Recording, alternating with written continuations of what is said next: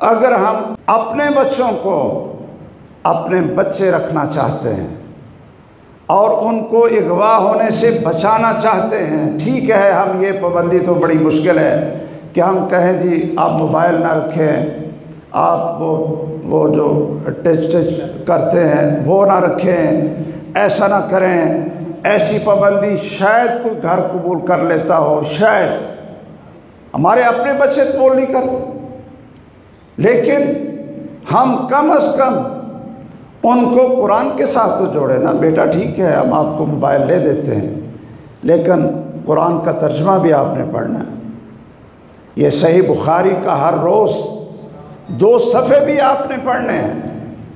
یہ کیا ہو کہ دنیا کے سارے علم آتے ہوں اور اس کو نماز پڑھنی نہ آتی؟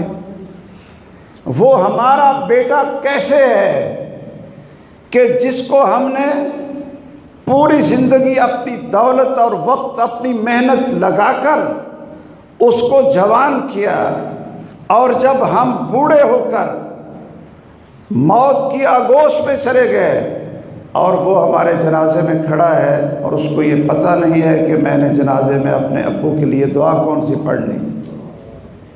کیا وہ ہمارا بیٹا ہے؟ ہمارا نہیں رہا۔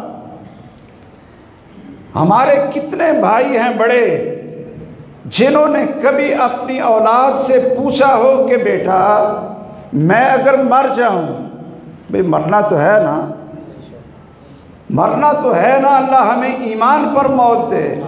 بیٹا میں اگر آپ کی زندگی میں فوت ہو جاؤں، آپ کو ڈاکٹر بنایا، انجینئر بنایا، آپ کو تاجر بنایا، آپ کو MBA کروایا، آپ کو انگلش یہ زبان سکھائی، آپ کو دنیا کے علوم پڑھا دیے اور ساری سہولتیں دے دی، تو بیٹا میں فوت ہو جاؤں تو میرے جنازے پہ کھڑے ہو کر جو پڑھو گے وہ ذرا مجھے تو سنا دو۔ کتنے لوگ ہیں؟ قرآن کے ساتھ جوڑیں۔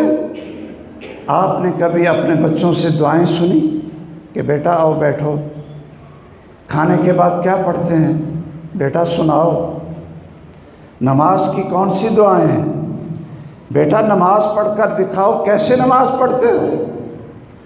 وہ دعا جو اللہ ذوالجلال نے ہر بیٹی اور بیٹے کو سکھائی، خواہ اس کے والدین زندہ ہوں یا فوت ہو چکے ہوں، وہ کتنے لوگ ہیں جن کو وہ دعا آتی ہے، رب ارحمہما کما ربیانی صغیرا۔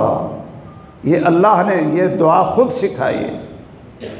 اس سے کیا پتہ چلا کہ اس سے بہتر والدین کے لیے اور کوئی دعا ہو نہیں سکتی، اس لیے کہ اللہ ذوالجلال نے اپنی بندگی اور اپنی عبادت سکھانے اور حکم دینے کے بعد کہا کہ اپنے ماں باپ کو نہ بھولنا، اور زندہ ہوں فوت ہو چکے ہوں یہ دعا پڑھتے رہو، رب ارحمہما کما ربیانی صغیرا۔